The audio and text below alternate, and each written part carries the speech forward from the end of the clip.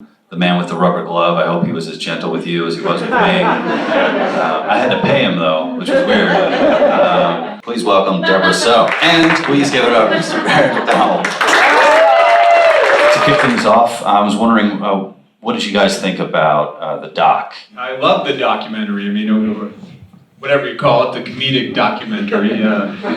But it made a lot of important points. Number one is, you don't want to put tools in the hand of the government to censor speech that, particular politicians at a given point in time think is hateful, because that can turn around and play against you at some point. And also, I do think that they made the important point that repressing hate speech just doesn't work. It drives people underground. It doesn't foster the understanding that, generates solutions to these problems. And Debra actually made a very tiny appearance in the film. I don't know if you guys recognized it. I did, an unwanted one, I have to say. Yeah, can you... The scene where there's a screenshot of a panel that I did. Lou was kind and invited myself, Coleman Hughes, to join him and Boris Kaikin. Yeah. And we were talking about academic censorship and talking about political bias. We were not advocating for eugenic violence or race science. I don't want to speak for anyone else on the panel, but I'm pretty sure if you take a look at my face, I'm not in favor of any of those things. So I was quite upset when I was watching the documentary when it initially came out. I was so happy for Lou. I thought it was excellently done. And then we got to that scene and I wrote him an email and I was absolutely horrified that that happened with the students. Just so you guys know, you may have noticed that we have various security members, security detail at the event tonight. The man with the rubber glove, I hope he was as gentle with you as he was with me. I had to pay him though, which was weird.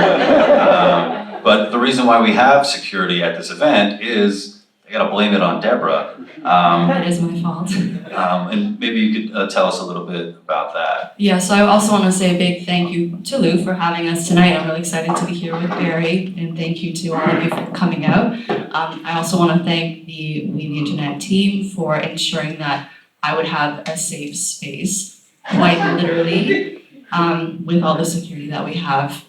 So I've been getting threats pretty much since day one as a journalist, which I don't feel like what I say is really that controversial or that offensive, and everything I say is backed by the scientific literature, but some people don't like what I have to say. My sense of humor, thankfully, is quite weird, so I generally find those kinds of things pretty funny, but they come in waves, and more recently it's been a little bit more aggressive, so I felt like it was something that I should probably take seriously. Maybe we can talk about deplatforming, because I know that's an issue that you've had to face, and maybe you can explain to us what deplatforming is. It's when a group of people, or in some cases even just one person, has an issue with a speaker, and what they will do is they will use threats and intimidation, threats of violence to shut down the event. They will intimidate the venue into refusing to hold the event. In the event that it does get held, they will require an exorbitant security fee to make sure people don't get hurt.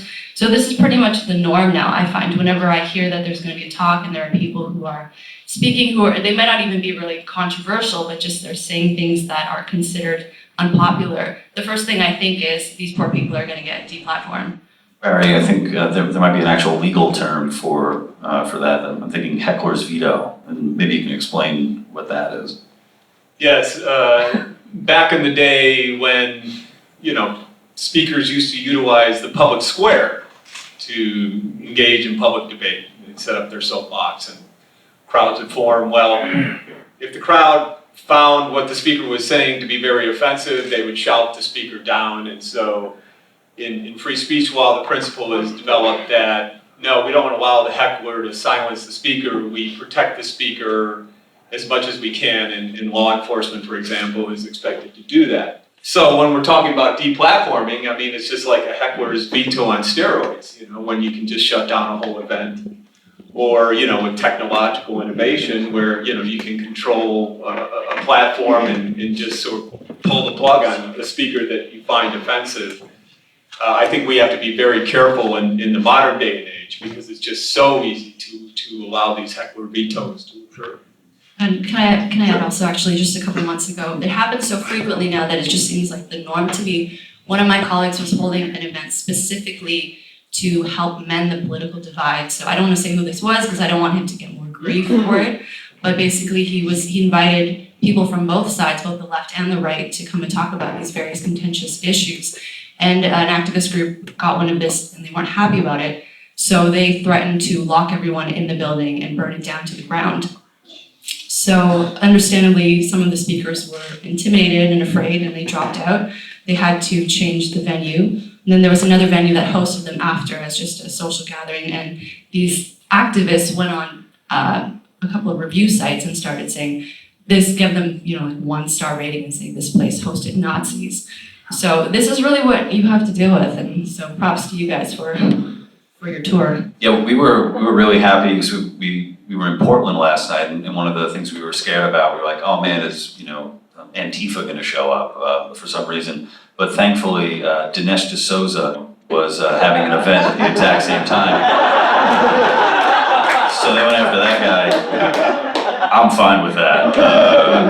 Just as long as no black-clad people are coming at me. Well, one of the arguments that you often hear is that certain kinds of speech can lead to violence, and and because of that, certain kinds of speech should be shut down. So I just wonder, perhaps from a scientific standpoint, is there a connection between speech and violence? And then maybe we can talk about the basis in law behind that as well.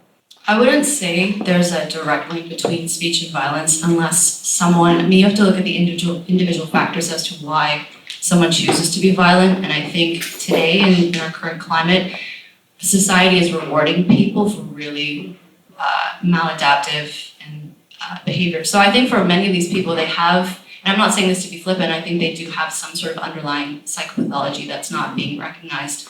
And so they're gravitating towards these really antisocial outlets. I think it's more important, if we want to stop violence, as we should, to focus on what those underlying causes are, whether it's people who are antisocial or they feel isolated and these movements are giving them some sense of meaning. I think the violence itself is just a superficial secondary issue compared to what's really underlying things. And Barry, from a law standpoint, what is speech that is not protected that could lead to violence? Well, back in the day, and I keep saying that because speech principles have evolved, but the Supreme Court of the United States didn't really discover the notion of free speech until World War I, when there were a number of protesters against Wilson's intervention in Europe. And the protesters pretty much went to jail and they lost their appeals at the Supreme Court because the Supreme Court really didn't think that free speech was much of a constitutional right back then. And it really wasn't until the 1950s, 1960s, 1970s where the Supreme Court really started to get serious about speech. And so at that point, the whole issue had been during World War II, if you engaged in criticism of the government, political dissent, could you be held liable for obstructing the war effort, for example? And the Supreme Court pretty much blessed the government's efforts to say, speakers go, silence yourself, do not do anything that might hinder the war effort. Well, after 70 years of this in World War II, et cetera, we started rethinking that, and the Supreme Court in the late 1960s developed a doctrine that essentially said, you can advocate all you want, sort of illegal acts, even violent overthrow of government, because look at our revolutionary heritage, where our forefathers did that sort of thing. As long as you don't sort of throw the match into the tinder that's going to light, sort of a violent uprising. So the Supreme Court essentially, at that point, said, okay, we're going to give people a lot of leeway and only allow the government to criminalize advocacy of violent conduct when you're getting close to causing a riot. Today we're starting to rethink that again because a lot of this hate speech is wound up with organizational efforts of terrorists, for example, to recruit on the internet, and so this imminency requirement that the Supreme Court developed for being able to punish this sort of speech is, people are saying, look, it's just not suitable for a modern age when, these terrorists can go online and spew this propaganda and recruit these lone wolves, where the violence isn't going to be imminent, but, at any point in the future, they can come out and, commit this sort of violent act. Others say, no, we can't go back to where we were before. We've got to staunchly defend free speech, even if some lone wolves will result because of the psychiatric or other conditions that Debra talks about. So there's a real sort of debate on that right now. Yeah, in the Washington Post, there was recently an opinion piece by, whose last name is Stengel, who said that was basically calling for a hate speech law. And some of the examples that he gave were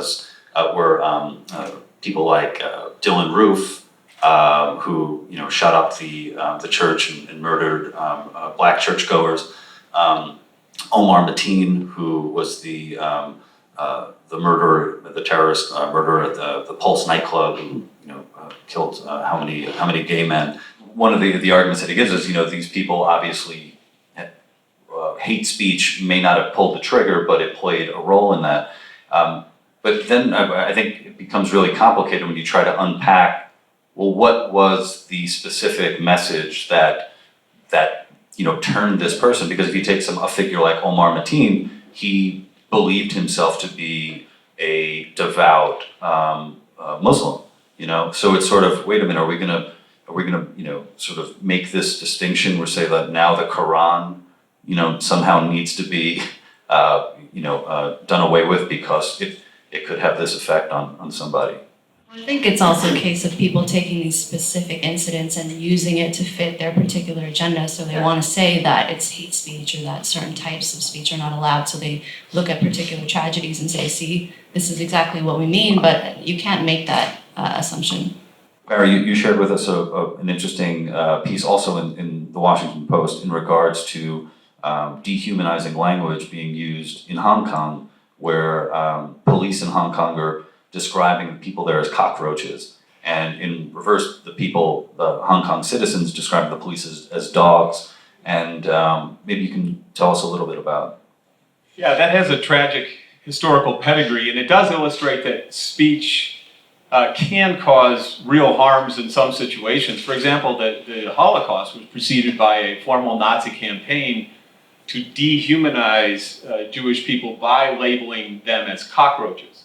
In Rwanda, the same pattern repeated itself in more recent times, where I believe it was the Hutus or the Tutsis, I'm not sure who the oppressors were, but they, whichever side committed the genocide, they preceded it with a media campaign, again, using this term cockroach in an attempt to start, sort of conditioning people to feel that people aren't people, they're more insects that deserve to be squashed. And so to see this happening in Hong Kong now, where you have a state actor, the government of Hong Kong, using this term to start dehumanizing the Hong Kong demonstrators and possibly preparing the way for more extreme violence against them. It's very troubling. What recourse is there? Because obviously that's not happening in the United States, it's happening elsewhere.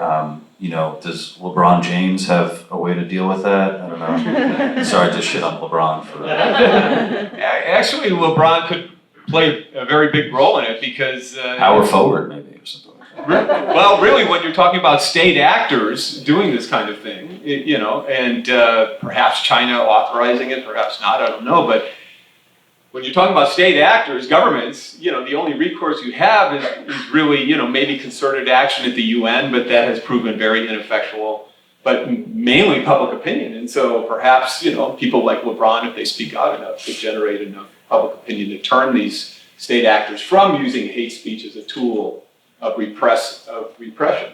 I'm waiting to hear what the message is in Space Jam 2. Really bring people together. I'd like to talk a little bit about social media, in particular Facebook and Twitter and everything that's going on with them. There's been a number of congressional hearings. Mark Zuckerberg was recently grilled by Congresswoman Alexandria Ocasio-Cortez in regards to advertisements and political advertisements in particular, and whether or not Zuckerberg would be, I guess, fact-checking the ads that go up on Facebook. Does the government have an authority to, sort of impose that onto Facebook? Well, I mean, one thing that the government could do, back in the 1990s, the government adopted what's known as Section 230 of the Communications Decency Act, which the technology industry pushed for in order to immunize the growing technology industry on the internet from essentially being financially straddled with lawsuits because of third-party content that they might carry on their services, and lawsuits that third-party content might generate, like false political ads, for example. And so Congress passed this broad immunity for internet service providers, including, the Facebooks and Twitters of the world. Some people, are starting to sort of rethink whether Section 230 is still a good idea. They thought it was good when technology was nascent, when it needed a helping hand.